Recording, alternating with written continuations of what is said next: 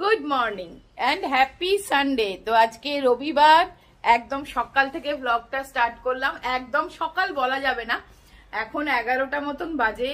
আর আমাদের ব্রেকফাস্ট, সকালে চা, এই সমস্ত কিছু হয়ে গেছে। রবিবার দিন তো দিনটা একটু স্লোলি চলে, মানে সকালটা। তারপরেই তো একটা মানে ধরো সকালবেলা উঠতে একটু ওই ল্যাদ খেতে খেতে ওঠা, দিয়ে একটু অনেকক্ষণ ধরে গল্প করতে করতে চা খাওয়া, তারপরে ব্রেকফাস্ট খাওয়া, এরকম করতে করতেই 11টা বেজে গেছে। আর এবার আমার যুদ্ধটা শুরু হয়ে যাবে। সুবীর তো চলে গেছে ক্লাবে আড্ডা মারতে। যাই হোক, তো কালকে তো অনেকের বাড়িতেই হয়েছে জন্মাষ্টমীর পুজো। আমার বাড়িতে তো এমনিতে জন্মাষ্টমীর পুজো হয় না, তার এবছর তো আমার বাড়িতে কোনো পুজোই হচ্ছে না। আর সেই জন্য মনটা একটু খারাপ। আর কেন বলতো, এই জন্মাষ্টমীর পুজোটা হয়ে গেলেই না আমার বাড়িতে একটা গণেশ পুজো একটা আলোচনা শুরু হয়ে যায়। গণেশ পুজোয় কি হবে, গণেশ পুজোয় কি কি করব, কেমন কি শপিং করব, গণেশ পুজোর শপিং শুরু হয়ে যায়। প্রত্যেক বছর গণেশ পুজোয় আমি মানে ঠাকুরের জন্য তো জিনিসপত্র কিনি, গণেশের জিনিসপত্র, তাছাড়াও আমি আমাদের নিজেদের জিম্মার জন্য জামা কাপড় কিনি, বিছানার চাদর অবশ্যই কিনি। এইগুলো চেষ্টা করি করার। তো গণেশ পুজো তো এবছর হবে না, জানি না কি করব, এবছর হবে না। তো লক্ষ্মী পুজোও হবে না। এই আর কি, লাইফ, পার্ট অফ লাইফ। দেখতে দেখতে বছরটা কেটে যাবে, যে কিছু না। তো চলো দিনটা শুরু করি। আজকে রবিবার দিন, একটু স্পেশাল লাঞ্চ তো বানাতে হবে। তো চলো আজকে একটা স্পেশাল রেসিপি চিকেনের বানাবো। আর মাছ তো করব, চিকেনটা মেনলি জিম্মার জন্যই করব, আর রাত্রে হয়ে যাবে আমাদের রুটির সাথে। কিন্তু সকালের জন্য বাঙালি, মাছে ভাতে বাঙালি, তো মাছ তো চাই। তো চলো।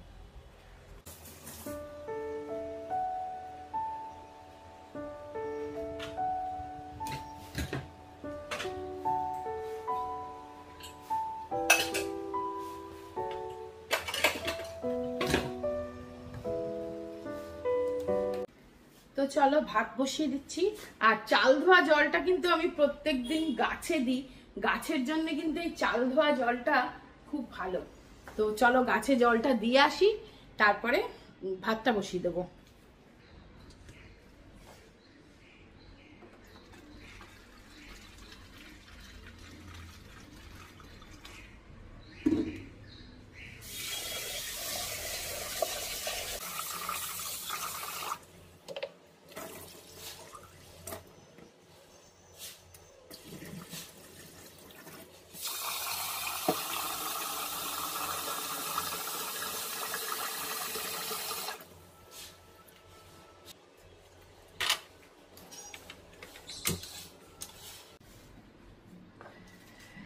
আচ্ছা, তোমাদের একটা জিনিস আমি যেটা করি সেটাই তোমাদের সাথেও শেয়ার করি, বলে দিই।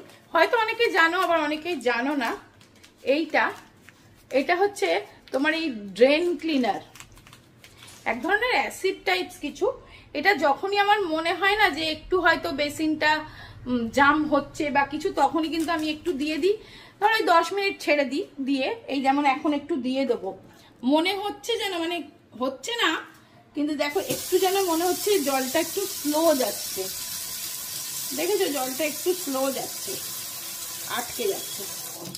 তো সেই জন্য না একটু এটা দিয়ে দেবো, দিয়ে 10-15 মিনিট ছেড়ে দেবো, তাহলে আবার না ক্লিয়ার হয়ে যায়। এটা খুব ভালো এই বেসিনের জন্য বা বাথরুমের বেসিনের জন্যও খুব ভালো।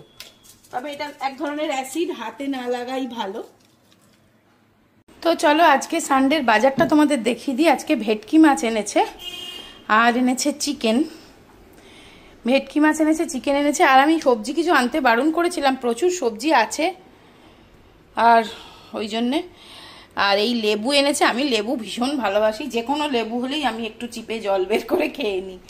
আর এনেছে কাঁচা লঙ্কা, আমি কাঁচা লঙ্কাটা আনতে বলেছিলাম। তা কাঁচা লঙ্কাটা এখন ধুয়ে ড্রাই করে উঠিয়ে রাখবো। সব এই পেছনের এগুলো না মানি ছাড়িয়ে দিয়েছে। তো চলো,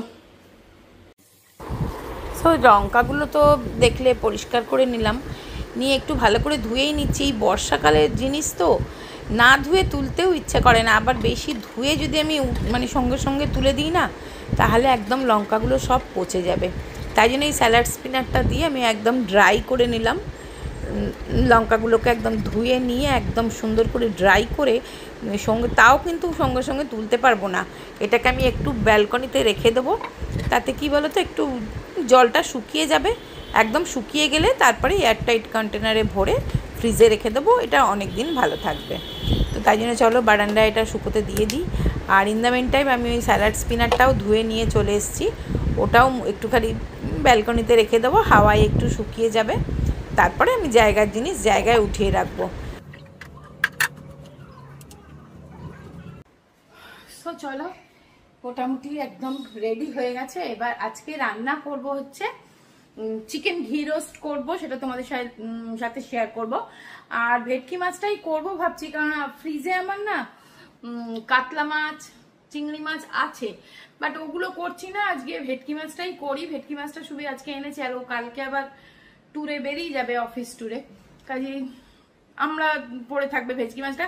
আর আমি অতটা ভেটকি মাছ খেতে ভালোবাসি না, সুবীর খুব ভালোবাসে, তো ওর জন্য আজকে টাটকা টাটকা ভেটকি মাছটাই করে ফেলছি। তো চলো এই দুটো পদ আপাতত মানে মাথায় আছে, এই দুটো আগে করি। তারপরে ডালটা আমার করা আছে, উচ্ছে দিয়ে ডাল করেছিলাম, সেই উচ্ছে দিয়ে ডালটা করা আছে। ডালের সাথে যদি প্রয়োজন হয় একটু আলু ভাতে বা আলু ভাজা এরকম একটা কিছু করে ফেলবো। তো চলো লেগে তো পড়ি। মাছটা ধুয়ে নুন হলুদ মাখিয়ে মাছটা আগে তেলে ফ্রাই হতে দেব, মাছ ভাজাটা বসিয়ে দিয়ে তারপরে আমি করব চিকেনের ঘি রোস্টের জন্য চিকেনটা ম্যারিনেট করতে হবে। তো চলো তোমাদের সাথে শেয়ার করব কি কি দিয়ে ম্যারিনেট করছি, আর এটার জন্য একটা স্পেশাল মশলাও বানাতে হবে, সেই মশলাটাও তোমাদের সাথে শেয়ার করে দেবো, একদম অথেন্টিক স্টাইলে যেরকম ঘি রোস্ট হয়। চিকেন ঘি রোস্ট একটা সাউথ ইন্ডিয়ান রেসিপি। তার জন্য দেখো চিকেনটা ভালো করে ধুয়ে নিয়ে আমি প্রথমেই দিচ্ছি লেবুর রস। তো একটা গোটা লেবুর রস আমি এখানে দিয়ে দিলাম চিপে। লেবুর রস দিলে চিকেনের গন্ধটাও চলে যাবে আর চিকেনটা খুব সফট হবে। তারপরেই দিচ্ছি টক দই, দেখো 2 থেকে 3 চামচ ভর্তি ভর্তি টক দই আমি এখানে দিয়ে দিচ্ছি। টক দই দিয়েই রান্নাটা করব। আর দিলাম হলুদ গুঁড়ো আর অল্প একটু কাশ্মীরি লঙ্কার গুঁড়ো, খুব বেশি ঝাল হবে না তাই জন্য আমি কাশ্মীরি লঙ্কার গুঁড়ো দিলাম একটু, আর নুন দিয়ে এটাকে আমি ম্যারিনেট করে রেখে দেবো, অন্তত আধ ঘন্টা থেকে 40 মিনিট রেখে দেবো। ততক্ষণে আমি মাছটা রান্না করে নেবো, মাছটা ভাজা বসিয়ে দিয়েছি। মাছটা যতক্ষণ রান্না করব ততক্ষণে এটা একটু ম্যারিনেট হয়ে যাবে। একটু ম্যারিনেশনটা একটু টাইম দিয়ে করলে না তাহলে চিকেনটার খুব ভালো টেস্ট হবে। ততক্ষণে আবার আমি মশলাটাও যে বানাবো সেটাও তোমাদের সাথে শেয়ার করে দেবো, যে ঘি রোস্টের যে স্পেশাল মশলা সেটা কি কি লাগে। তো চলো ম্যারিনেশন হয়ে গেল। এবার দেখো মশলার মধ্যে আমি কি কি নিচ্ছি। দেখো ফার্স্ট এই ঘি রোস্টের মশলাটার জন্য লাগবে ধনে, জিরে, লবঙ্গ 4 থেকে 5টা লবঙ্গ, 1 চামচ ভর্তি ভর্তি জিরে, 1 চামচ ভর্তি ভর্তি ধনে, 4টে শুকনো লঙ্কা, তার মধ্যে 2টো শুকনো লঙ্কা এমনি আর 2টো কাশ্মীরি শুকনো লঙ্কা, ঠিক আছে। আর লাগবে একটু দারচিনি আর গোলমরিচ, 5 থেকে 6টা গোলমরিচ নিয়ে নেব। এই জিনিসগুলো কিন্তু আমার লাগবেই ঘি রোস্ট করতে। এবার দেখো আর একটা জলের বাটিতে আমি এই শুকনো লঙ্কাগুলো একটু ভিজিয়ে দিলাম। তো শুকনো লঙ্কাগুলো একটুখানি ভিজুক, ততক্ষণে যে গোটা মশলাগুলো আমি নিয়েছিলাম সেইগুলোকে এবার একটু দেখো শুকনো লঙ্কার সঙ্গে, হ্যাঁ আর একটা জিনিস, শুকনো লঙ্কার সাথে কিন্তু একটু তেঁতুলও আমি ভিজিয়ে দিচ্ছি, তেঁতুলের পাল্পটা কিন্তু আমার লাগবে। আর যে শুকনো মশলাগুলো নিয়েছিলাম গোটা মশলাগুলো সেগুলো আমি একটু ড্রাই রোস্ট করে নিচ্ছি, অল্প একটু ড্রাই রোস্ট করে নিয়ে তবেই কিন্তু এই মশলাটা আমি তৈরি করব। তো যতক্ষণে ওটা একটু ভিজছে ততক্ষণে এটা ড্রাই রোস্ট করে আমি ঠান্ডা করে নেব। তো দেখো মিক্সিতে নিয়ে নিলাম, এটা একটু ঠান্ডা হয়ে গেলে আমি যে শুকনো লঙ্কাটা ভিজিয়ে রেখেছিলাম আর দিলাম আমি দেখো 10 থেকে 12টা দিয়ে দিলাম রসুন কোয়া, আর একটু তেঁতুল আর ওই শুকনো লঙ্কা যেটা ভিজিয়ে রেখেছিলাম সেই সব কটা জিনিস দিয়ে আমি একদম মিহি পেস্ট করে নেব। একটু জল দিয়ে দেবে পরিমাণ মতন, মানে বুঝে একটু জলটা দেবে যাতে নাকি বাটাটা সুন্দর হয়। এবার দেখো আমি যেহেতু এটা ঘি রোস্ট অবশ্যই ঘিয়ে করতে হবে, তো তাই জন্য দেখো প্যানটা বসিয়ে আমি দিয়ে দিলাম 1 চামচ মতন ভর্তি ভর্তি ঘি। 1 চামচ ঘি আর একটু সাদা তেল মিক্স করে দিলাম, কারণ পুরোটা ঘিয়ের করছি না। আর তোমরা চাইলে পুরোটা ঘিয়েরও করতে পারো, বা একটু ঘিয়ের সাথে অল্প একটু সাদা তেল মিক্স করে নিয়েও করতে পারো। তো দেখো ঘিটা একটু গরম হয়ে গেলে এর মধ্যে আমি ফার্স্ট দিয়ে দিচ্ছি কুচনো পেঁয়াজ। বড় বড় সাইজে 3টে পেঁয়াজ আমি কুচিয়ে রেখেছিলাম, 3টে পেঁয়াজ কুচি দিয়ে দিলাম আমি এটার মধ্যে। একটু পেঁয়াজটা নাড়াচাড়া হয়ে গেলে, একটু সময় দিয়ে করলে কিন্তু রান্না খুব ভালো হয়। আর দেবো আমি একটু এরপরে কারি পাতা, এই 1 মুঠো মতন কারি পাতা আমি এখানে দিয়ে দিলাম পেঁয়াজের সাথে। খুব সুন্দর একটা গন্ধ বেরিয়ে গেছে অলরেডি। ঘিয়ের মধ্যে পেঁয়াজ কারি পাতা দিয়ে ভাজলে তো ভীষণ সুন্দর একটা গন্ধ বেরিয়ে গেছে। এবার যখন একটু ভাজা ভাজা হয়ে গেলে, একদম লাল হবে না, ভাজা ভাজা হয়ে গেলে ম্যারিনেটেড চিকেনটা আমি এর মধ্যে দেখো পুরো দই সমেত দিয়ে দিলাম। দিয়ে এবার চিকেনের যেরকম নিয়ম একটু তো কষা করতে হবে, তবে এটা একদম মানে ফ্লেমটা স্লো করে দিইনি, তার কারণ একটু যাতে মানে ভাজা ভাজা হয় ব্যাপারটা, চিকেনটা যাতে জল বেরিয়ে না যায়, কারণ নুন দিয়ে ম্যারিনেট করেছিলাম তো, সেই জন্য একটু হাই ফ্লেমে আগে একটু ভাজা ভাজা করে নিচ্ছি চিকেনটা, তারপরে আমি গ্যাসটা স্লো করে দেবো। তা প্রথমে একটুখানি হাই ফ্লেমে দেখো কুক করে নিচ্ছি। আর হ্যাঁ, চিকেন মাটন রান্না হলে বাড়িতে ছুটির দিন হলে সুবীর তো অবশ্যই কষানোর সময় আসেই, ও ভালোবাসে এসব কষাতে। তা ও যতক্ষণে চিকেনটা একটু দেখছে দেখে আমি একটু ভাবলাম ফ্রেশ লাইম সোডা করি, কারণ আজকে অনেকগুলো লেবু এনেছিল। আর গন্ধরাজ দিয়ে, এটা ফ্রেশ লাইম সোডা কিন্তু নয়, এটা হয়ে যাচ্ছে মোহিতো, গন্ধরাজ মোহিতো। তো গন্ধরাজ মোহিতোটা আমি বানাচ্ছি, আর ওদিকে সুবীর চিকেনটা ততক্ষণে দেখছে।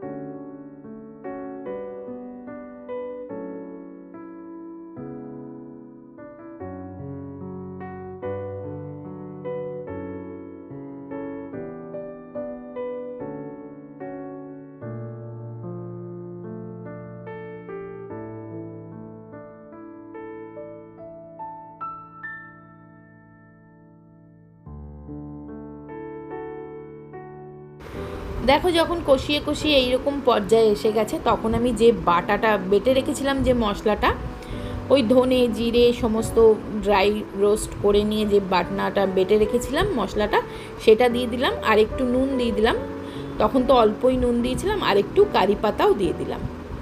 দিয়ে এবার আবার একটু ভালো করে কষিয়ে নিতে হবে।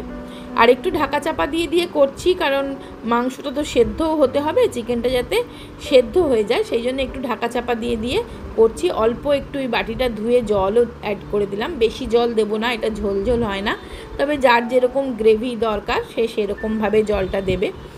তো এবার একটুখানি চাপা দিয়ে রেখে দেবো। দেখো গ্যাসটা সিম করে দিয়েছি। হলো ফ্রেশ লাইম সোডা খাওয়া হলো, সেই লেবুর খোসাটা বৃথা যাবে কেন, সেটা দিয়ে এইগুলো সব ধুয়ে ফেললাম মাটি দিয়ে আর লেবু দিয়ে। এবার একটু ভালো করে ধুয়ে নেব, তাহলে একদম পরিষ্কার হয়ে যাবে।